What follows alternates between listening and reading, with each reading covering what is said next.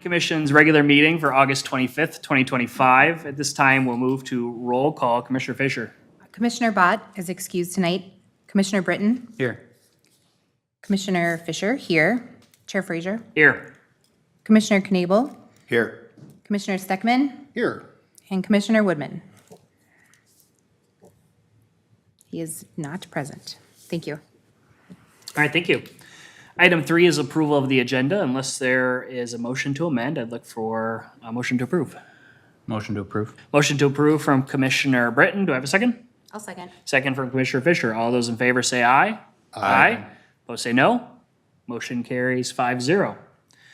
Item 4 is open forum. This is a chance for anyone who's in the audience tonight to speak on something that is not on tonight's agenda. We will have separate opportunities to address the commission on the Pine Hill edition and the Park Grove Library.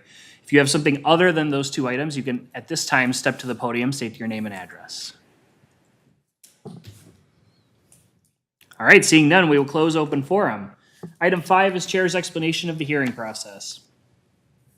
The Planning Commission is a volunteer advisory group to the City Council. One of the commission's functions is to hold public hearings and make recommendations on land use and zoning matters. The purpose of these public hearings is to provide opportunity for each applicant and citizens to present information, ask questions, and express opinions. Since these proceedings are televised and recorded for the public record, anyone wishing to speak must step up to the podium and give their name and address before addressing the commission. Staff reports are prepared and provided to the applicant and Planning Commission in advance of the meeting. The first step in the hearing will be for staff to present a summary of the report. The applicant will then have the opportunity to briefly explain the proposal and provide additional information or comment. Anyone wanting to speak in favor or against the proposal will then be heard. Upon completion of the testimony, the hearing will be closed to public comment. The Planning Commission will then discuss and act on the matter. 2 complete agenda packets are available for viewing on the back table. Please do not remove those items. And the City Council will act on these items at their meeting on Wednesday, September 17th, 2025, starting at 7 p.m. With that, we'll move on to item 6. 6A is the Pine Hill edition, cases SP, CUP, and V 2025-016 with Sam presenting. Do we switch up on that? Sorry. All right, with Kelly presenting. All right, perfect. Thank you.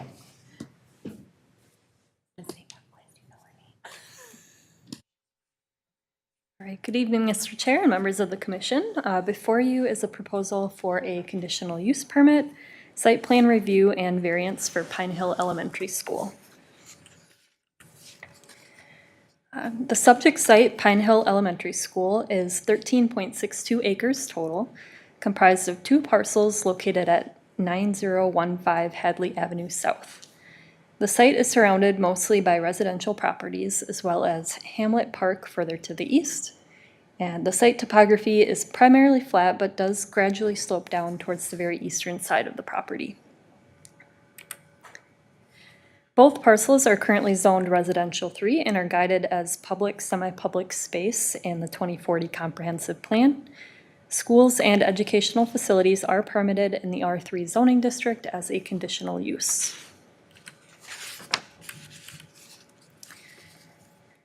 The applicant is proposing 3 additions to the existing school building totaling about 13,300 square feet, including a 6 classroom addition with storm shelter area, a small gymnasium addition, and a small enclosed freezer addition off the existing kitchen area on the south end of the building.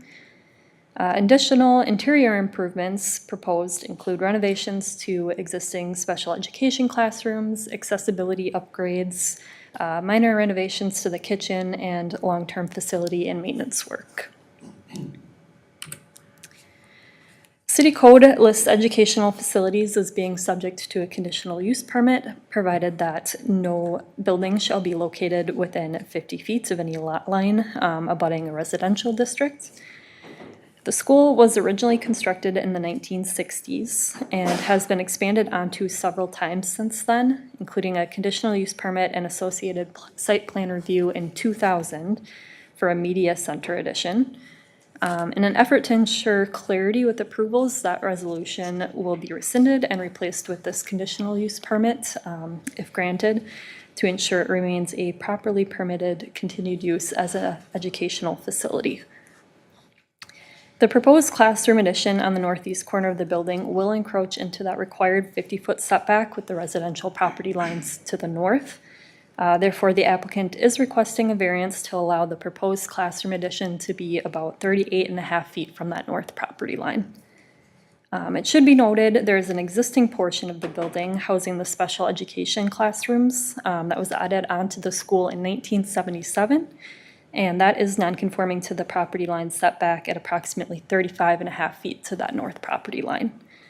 As shown, the new classroom addition would be no closer to the property line than the existing special education classroom portion of the building. And for purposes of functionality and connectivity, as well as to avoid any disruptions to other improvements on the site, the northeast corner of the property was the only feasible location to put that classroom addition. And that said, this variance request has demonstrated practical difficulties, will not alter the character of the neighborhood, and is consistent with the comprehensive plan. City code requires elementary schools to have one parking space for each classroom, plus one space for each 100 student capacity. The current school staff and student count is about 520 students and 80 staff. With the proposed improvements, the 5-year projected capacity is 634 students and 100 staff. Pine Hill Elementary School currently has 159 parking spaces on site and is only required to have 42 parking spaces with those additions proposed. So the property is currently exceeding those parking requirements, and therefore no additional parking spaces are being proposed at this time. A traffic study was completed to evaluate traffic flow and safety on site. Although the study did not identify any major concerns, traffic backup issues on Hadley Avenue during peak drop-off and pickup times have been observed in the past and are known to be problematic. The school district is aware of these issues and is continuing to work on plans to reduce traffic backups. The site currently has 3 access points on Hadley Avenue. No changes or improvements to site access are proposed, and no off-site improvements were required by the study completed. However, new procedures for drop-off and pickup in the past year have included utilizing the full length of both of those on-site traffic lanes internally for internal queuing, which has kept traffic off of Hadley Avenue. Some additional solutions may also include other internal traffic stacking options and other internal configurations. The applicant will continue to keep staff in the loop regarding any issues or proposed changes in the upcoming school year, and will be required to provide a formalized drop-off and pickup plan to be reviewed and approved by city staff.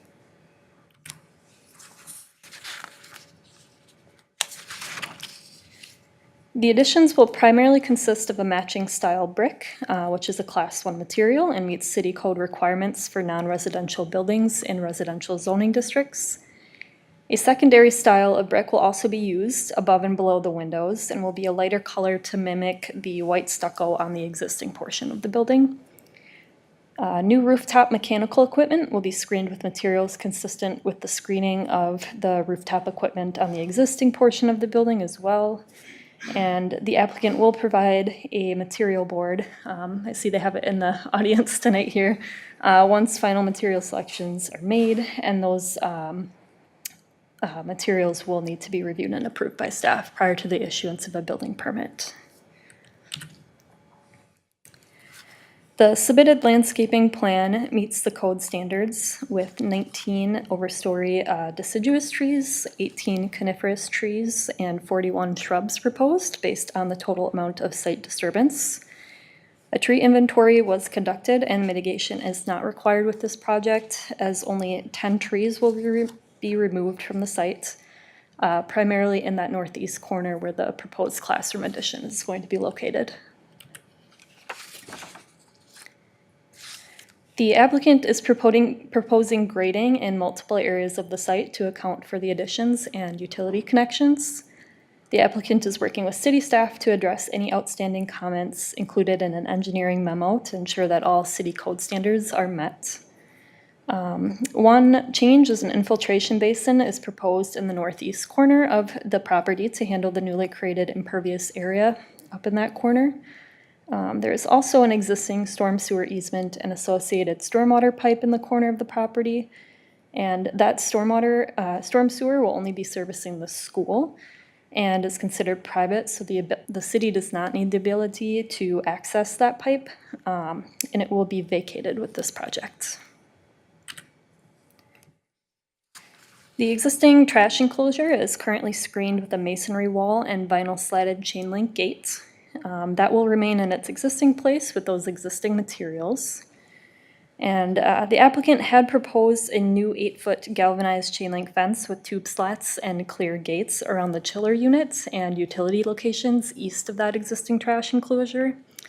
However, per city code, the ground mount mechanical equipment shall be screened from public views with landscaping, berm, or screen wall.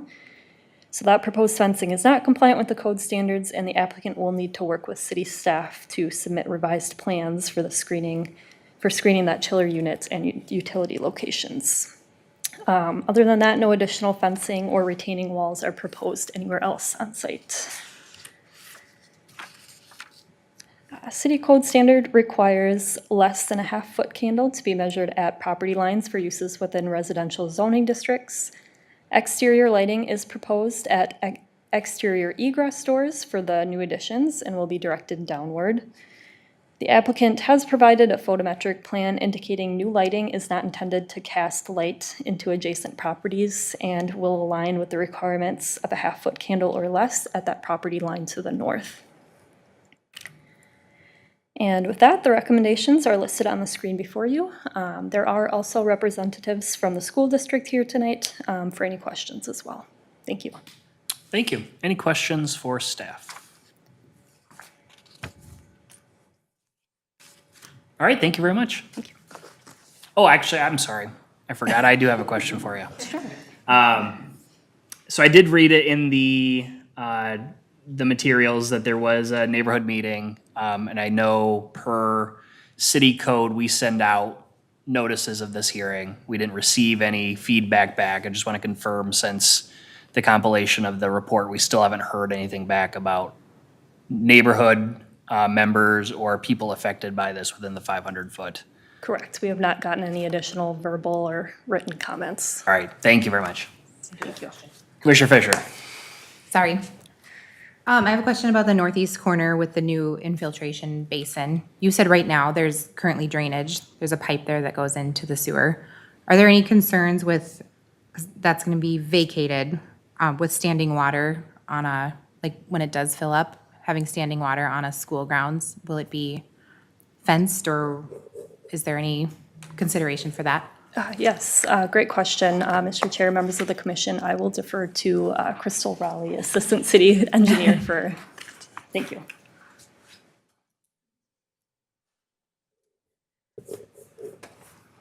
Good evening, Mr. Chair, Commissioner Fisher. That existing pipe will actually remain in place. It would just become part of the school district stormwater management system. So it'll still take the water away from their pond, but their pond will be on site there with that existing pipe as an emergency overflow. But it is proposed as an infiltration basin, meaning it'll be dry. It won't have water. Okay. I misunderstood when you said vacated. I thought it meant that pipe was going away and it was going to become a, No, it's currently within an easement. Perfect. The easement will be vacated. gotcha. Okay, thank you for clarifying. Yep. All right, any further questions for staff? All right, thank you both. At this time, if the applicant would like to add anything additional. No, Kelly covered it very well, so thank you for the presentation. I don't have anything else to add. All right. The renderings, I will say, are slightly out of date from what you saw on the screen, so for a more accurate sense of the materials, this will give you. All right, thank you. Anyone on the commission have a question for applicant? All right, at this time, we will open public hearing. Anyone wishing to speak for or against the application can step to the podium. Seeing none, we will close public hearing. Any discussion by commission?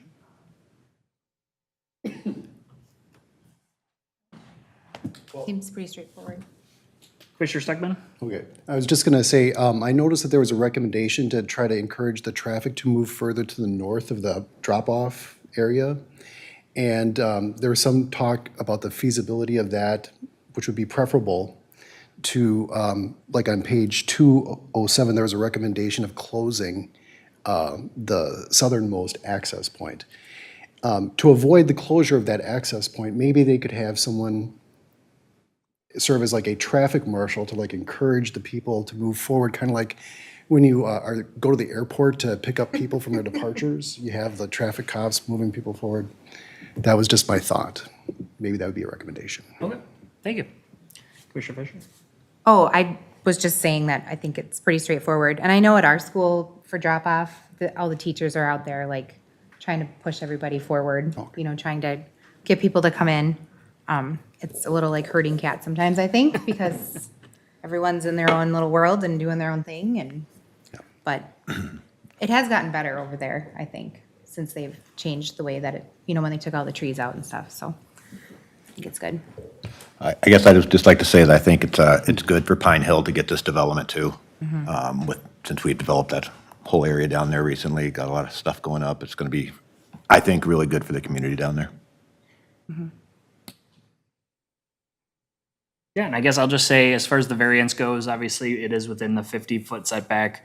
As I think Kelly had on her slides and also in the staff report, there's already a portion of the building that's within the setback that's required by city code. This is gonna be less intrusive of that than the part that's already in that building. We haven't had any concerns from the surrounding property owners that this is gonna impact their ability to use their property. And I mean, it's a school building that primarily will be used between 7 in the morning and 4 in the afternoon, and so it's unlikely to change the surrounding neighborhood. So I would agree that there are findings of fact sufficient to grant a variance in this case. Anyone else doesn't have anything else, I would look for a motion then. I will make a motion to approve the conditional use permit, the variance, and the site plan review, subject to stipulations in the staff report. All right, I have a motion from Commissioner Fisher. Do I have a second? Second. Second from Commissioner Stuckman.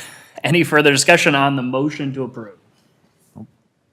Seeing none, all those in favor say aye. Aye. Opposed say no. Motion carries 5-0.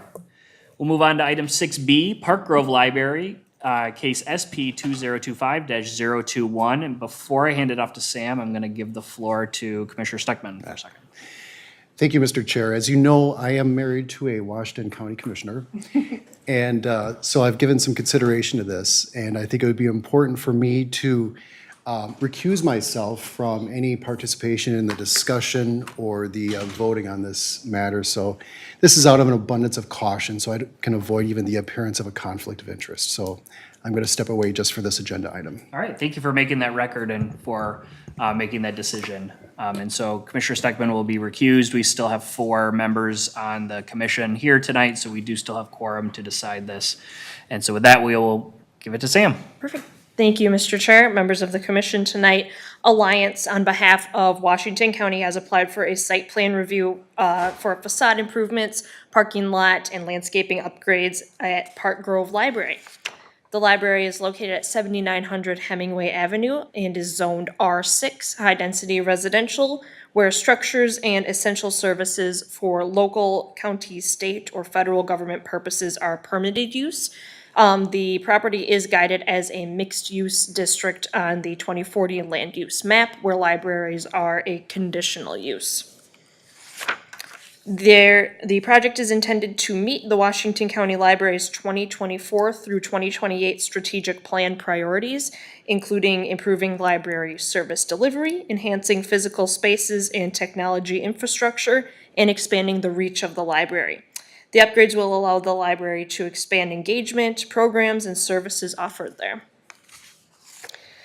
There will be a second-story addition constructed over the front entryway solely for mechanical and utility equipment. The exterior, the front facade, will be remodeled to remove awkward angles in favor of straight-line walls. And the exterior materials do meet city code by using at least 3 Class 1 materials and 65% of the exterior being comprised of 65% Class 1 and 2 materials. Currently, the library uses angled parking on site and a one-way traffic pattern. Libraries must have 1 space per 300 square feet of floor area. There are currently 50 spaces on site where 71 are required. By reconfiguring the stalls to 90-degree stalls, there will be 68 stalls on site where 68 stalls are required. The number of required stalls is reducing because by removing those building angles, the library building will actually be reducing in square footage. Pedestrian access will also be improved by adding sidewalks and stairs down to Hemingway Avenue with marked pedestrian crossings and pedestrian refuges in the parking lot. The existing parking does not meet the current, the 30-foot setback requirement. The parking area and drive lane on the north side of the property will be pushed from a 5-foot setback to a 20-foot setback. And parking on the east and south sides of the property will remain at a 12-foot setback. By increasing setbacks and remaining at that same non-conforming setback, a variance is not needed for the parking lot. The proposed monument sign, which would be in the northeast corner of the site, will be outside of the Clearview Triangle, and landscaping in this area must not exceed 30 inches in height and must be maintained at that height.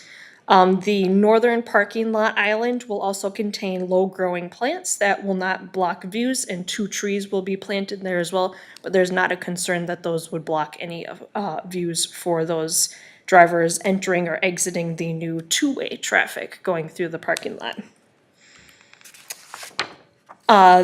They will be adding trees and landscaping around the property and within the parking lot. There will be a new children's area with a sitting ring and retaining walls and adding some extra boulders to the existing boulder that is already out there. A black ornamental fence meeting city code will be installed on the south and east side of the children's area for safety. A reading terrace is also planned at the rear of the building with seating and landscaping out there. Existing chain link fencing on the west and north sides of the property will be removed after building construction to enhance accessibility from those existing residences on those sides. No tree mitigation is required because under 40% of existing inches are going to be removed, and the required landscaping for the impacted area is very minimal. The additional landscaping that they are planning to plant is above and beyond the required amount. They're actually adding enough landscaping to account for if this site was vacant and was being built from the ground up. It's also proposed that Hemingway Avenue be reconstructed in conjunction with the library project. This is a separate project that would improve the neighborhood as a whole, that would improve pedestrian safety and connections to the library. It would also be complementary to the Blue Stem project that just wrapped up, the Grove 80 apartments and the Duncan Baskin Robbins building, really bringing this whole neighborhood together as a collective whole. The parking on the library site has been tight in the past, and so all those spaces will be added during the project and meet city code.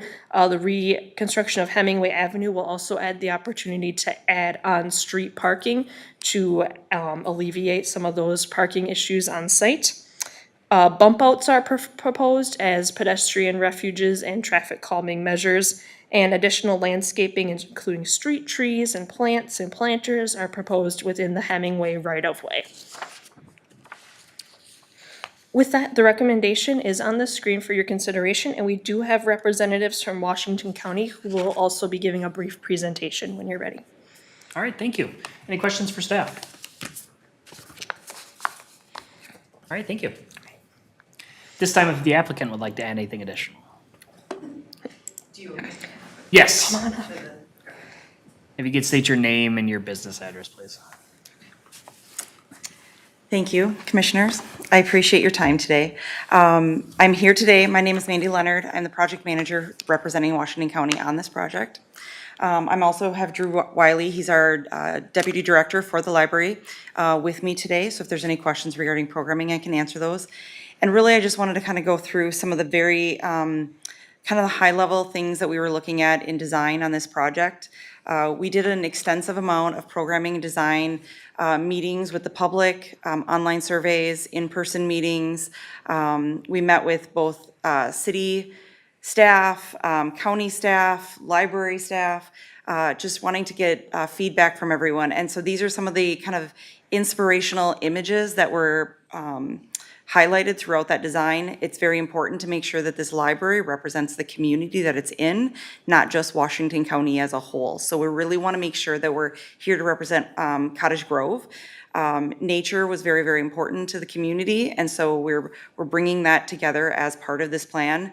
And one of the main features was the fact that the confluence, which is south of us, is an area of kind of meeting, joining, and gathering, and that's what we want our library to be. We want it to be a space for people to meet, gather, and kind of join, like communities to join together for us. And so that was really important in part of our design factors, and you'll see that throughout the design. The library space itself, we really wanted to maintain this existing site, but be able to basically enhance it as much as possible by adding additional parking. But it's not only about the parking, it's about the safety of the pedestrians coming into our lot, making sure that we have accessible access for everyone around us, and better than what we have now. So we designed it so that we have both a north and a south access entering in from the sidewalks, making sure we thought about those pedestrian routes so that they're clearly defined and easy to get people safely to our front door of the building. And then it was very important for community when they talked to us about this, that they wanted outdoor spaces. And being able to put that children's storytime berm in on that south side, being able to maintain the existing boulders that are in that space, along with the natural trees that already exist there that are really nice, are really important. But we also were able to add a west reading terrace, and we've lost a lot of trees over the last few years on that west side. We are going to be able to plant back a number of those trees to really enhance that entire space, I believe, for not only us, but our neighbors. We really want to be good neighbors to the community. And that also adds to us bringing the parking off of that 5-foot setback that we currently were, bringing that off and giving us more of a buffer between us and the neighbors to the north so that they have a nice, better landscape between us, but still have access to our space, which would be really nice. We've spent a lot of time looking at the materials on this facility, trying to match up the brick, but not necessarily bring the older brick back. We want to make sure that we're bringing brick in that matches the existing site, has some of the features of it, but actually modernizes it. So we're going to bring in some of the brick to kind of ground and bring the new section matching the older section, but make it a more modern feel. And then we looked at bringing metal panels to that new second floor mechanical system.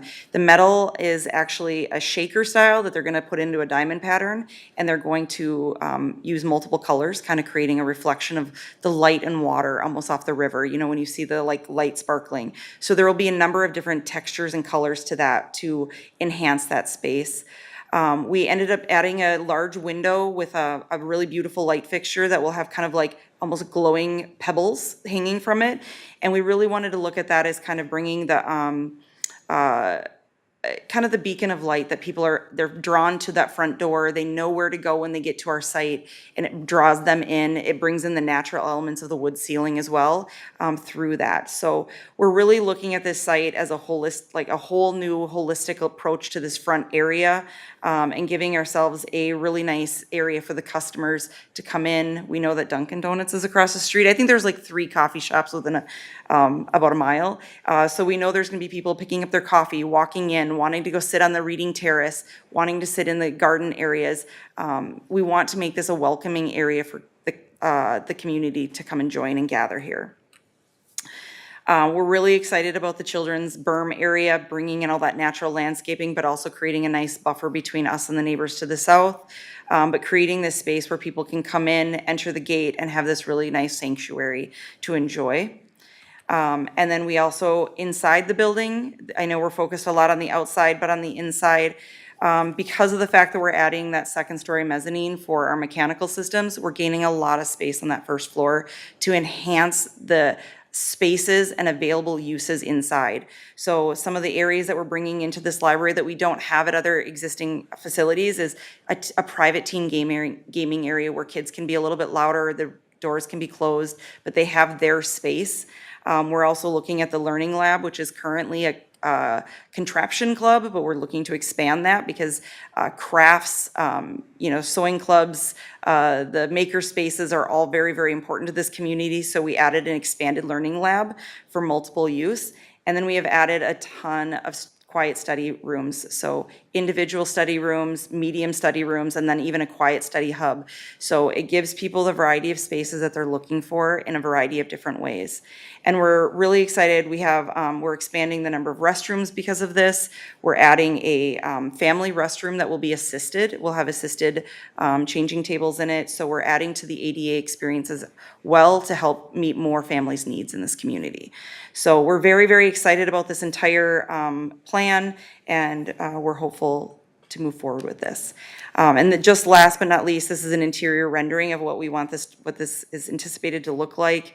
We have some really great spaces in the children's area with colorful niches, windows, seating areas, and much lower shelving so that you can see across the spaces and kind of get a better view of the whole building as a whole. So. All right, thank you. Any questions for the applicant? Commissioner Britton? Nice presentation. This all looks great. Question I had about the Storytime berm. In the picture that you had, it shows some wording on the Storytime berm that appears to be 3D. Is that really going to stick out from the berm, or is that just a graphic as you were describing it? It's just a graphic at this time. So we have to identify what that would be and how they would incorporate it into, like, whether or not it's going to be carved into the concrete, if it's a statement from a book itself, or what that's going to be. That's yet to be determined, but it is something that we're looking at. So are you look at carved in sounds great. Yeah. Painted sounds great. If it protruded from it, is that one of the options that you're considering? Because that would seem like it, if It might kids be a little grow- bit challenging. I think it'd be challenging for maintenance as well. So we would be looking at something more of a carved in or Okay. painted type of applique versus something that expands out that children will knock off, or a foot Exactly. will knock off when they're climbing on these areas. Okay, good to hear that you're not Yeah. really considering that. It's not fully developed at this time, but we will be keeping that heavily in mind when we're doing it. Okay, thank you. Nice presentation. Follow up to that. Fisher. What is that first word? I could not figure out what that even says. My first word. On the image, yeah. I can make out goes here, but what is, Oh, I think it truly is a generic, just like like. ChatGPT stuck it in there? Yes, I think it just says like a sentence, some kind of graphic goes here. I think it says something about a graphic goes here. So I don't think it's been identified yet to, So what is the phrase that's gonna go there? we don't know that yet. So that has not A been community- finalized yet. Like a community contest or something? That would be very fun to do, actually. I was just curious, sorry. Any further questions for the applicant? All right, thank you very much. Thank you. At this time, we'll open public hearing on the application. Anyone wishing to speak for or against the application can step to this podium, state their name and address for the record. Seeing none, we will close public forum. Any question or any further discussion by commission? Commissioner Britton. I'd just like to thank staff for including the sightline graphic in the staff report. It helped me better understand any potential safety issues or lack thereof that was going to exist at that intersection. So thank you. You're very welcome. Any further discussion? Mr. Chair, I have something to add. Councilmember Rosen. Thank you. Our county commissioner is watching this at home, and so she just sent me a message that she wanted me to compliment the staff on the presentation and let them know how much she appreciates them. All right, thank you. I will add my thank you for that for both city staff as well as county staff. I know that the library as it is right now is a big asset to the community and one that obviously we know has its challenges with the amount of parking we have on spot being overcome by the amount of people who want to go to that place. I think even with the additions that we're talking about here, it's going to be even more popular than it already is. And so it's nice to see that we're going to have a more functional space for both library staff as well as the community. And that we're also, as a city, rethinking kind of what we can do on our end with the street parking and trying to think of how we can kind of make that a nicer neighborhood to be able to walk in, but also just use our county and city resources. So very nice job by both city and county staff working together on making this presentation. I appreciate it. With that, any other discussion? All right, then I'd look for a motion. Motion to approve I have a motion to approve from She had the first Commissioner one. Britton, with the conditions stipulated in the staff report. subject to conditions in the staff report. Do I have a second? Second. Second from Commissioner Knable. Any further discussion on the motion to approve? No. Seeing none, all those in favor say aye. Aye. Opposed say no. Motion carries 4-0.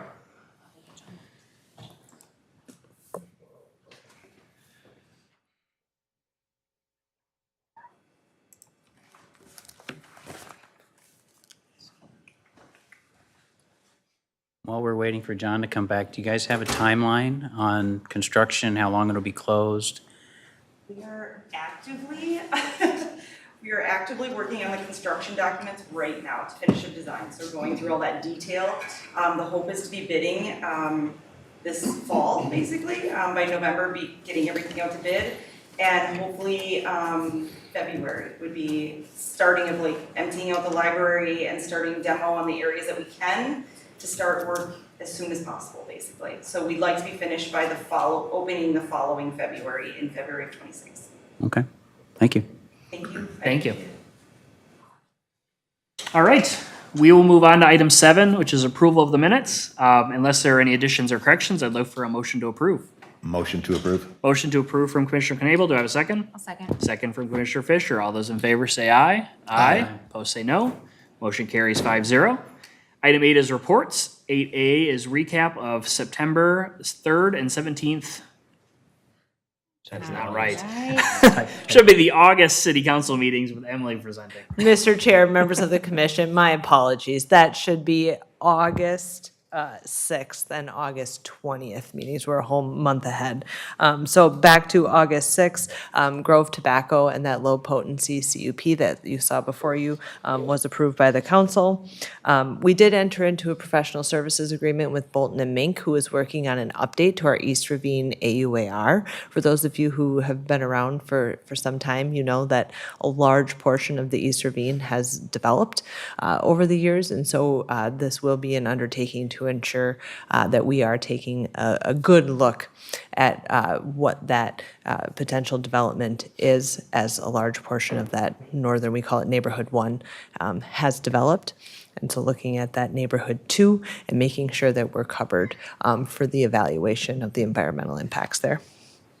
And then the Elmar Village, that item you did see before you was a variance to expand the parking lot and the parking stalls. That was approved by the council on that August meeting as well.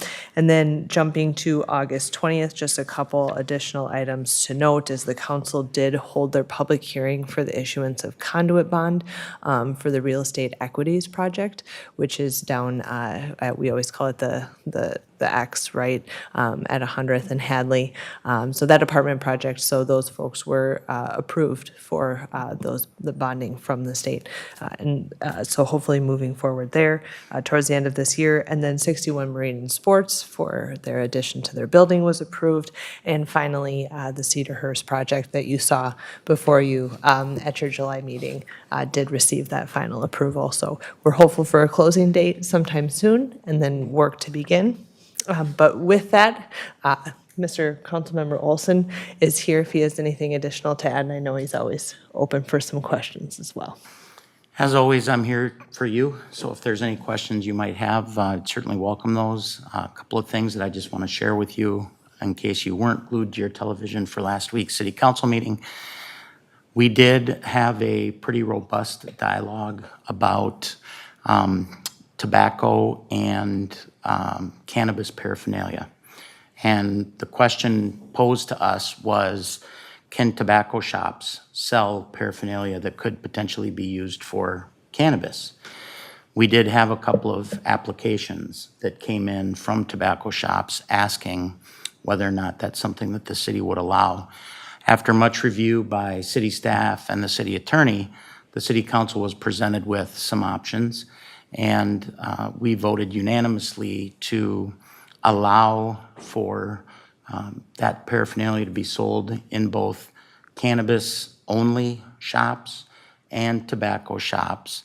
But that does not mean anybody with a tobacco license can sell this paraphernalia. It is strictly if you are a tobacco shop, which we have a limited number of here in town, or a cannabis shop. So that does tie in a little bit to your low potency thing that you guys talked about here a couple weeks back.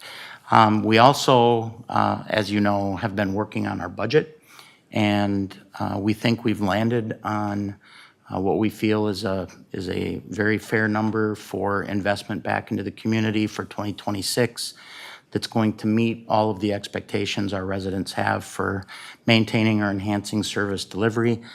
This is that time of year when we're kind of looking to see what everybody else is doing to identify whether we're on the right track. One of the things we take a lot of pride in here in the city of Cottage Grove is we have a financial management plan that we try to work very hard to maintain. That financial management plan essentially guides us to roughly $100 per year on the average home in the city of Cottage Grove as far as an increase in the levy. And that gives us a pretty narrow lane to drive down. With this budget, if it stays as it is, because it could get lower, it won't go any higher. We're at about $103 on the average house over the last 3 years in terms of maintaining our financial management plan, which is pretty doggone good. And the reason that we choose to do that is because we want to maintain our AAA bond rating. That's very important to us. That saves millions and millions of dollars to the taxpayers every year when we go out to bond for various projects. So I think we've got a good number. We've figured out what the county's valuations are going to look like. That came in very favorable for us. And it appears we will continue to be the second lowest taxed per capita community in Washington County, behind the city of St. Paul Park, who's last. But the big difference is there's some local government aid that they receive to the tune of about $1.5 million that we don't get. So we're pretty good in terms of squeezing those dimes, and I think we did a nice job with it this year. More to come on that as the final votes come forth on that budget plan. But like I said, it can't go any higher. It could potentially go lower. So with that, I'll turn it back to the chair, and if there's any questions that any of you have, I'm certainly open to that. I know there's been a lot of rumors floating around about certain developments in the area, and even as far as the Tanks Farm and so on and so forth. So if you have any questions, I'm open to that. All right, thank you. Any questions for Councilmember Olson? I don't see any. Thank you for being here. Perfect, Oh, thank you. I'm sorry. I was just going to ask, Councilmember Steckman. how long has the city of Cottage Grove had a AAA bond rating? We are going on, please don't quote me because I may be wrong, but this is the year 2025, and I believe we achieved that in 2020 or 2021.